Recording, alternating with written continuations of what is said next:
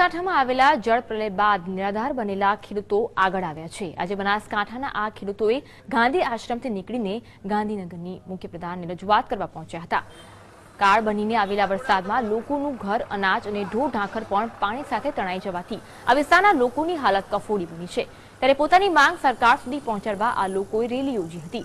અસરગ્રસ્તોની માંગ હતી કે સરકાર સમક્ષ ચાલુ વર્ષે ખેડૂતોના તમામ દેવા માફ કરે, નુકસાનીનું હેક્ટર દીઠ 50,000 વળતર આપવામાં આવે, જે લોકોના જમીનનું ધોવાણ થયું છે તેનું હેક્ટર દીઠ લાખ રૂપિયા વળતર સરકાર આપે, તેમજ જે લોકોના ઘર પડી ગયા છે તેમને મકાન બનાવી આપવામાં આવે તેવી માંગ કરાઈ હતી।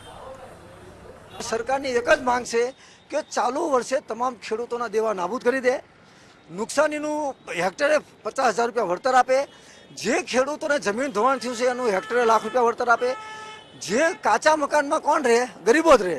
તો શહેરી વિસ્તાર કે ગ્રામીણ વિસ્તારમાં જે લોકોના ઝૂંપડામાં કે છાપરામાં કે કાચા મકાનોમાં પાણી ભરી રહ્યા છે એમને 2 રૂમ રસોડા પાકા મકાન બનાવી આપે, કુવા પાઇપલાઇનમાં નુકસાન થઈ છે એનું પૂરું વળતર આપે। સરકાર અમારો ખર્ચો આપે, અમારો સરકાર ખર્ચો આપે, અમારી નુકસાન થયું આપે, મારે મકામ રહેવા નથી, અમને સાહેબ મકામ બનાવી આપે। બીજું તો અમે શું કહે સરકાર પાસે, બીજું તો અમે શું માંગ, અમારે જમીન અમારે સરકાર છે એ મને નોમે કરી આપે।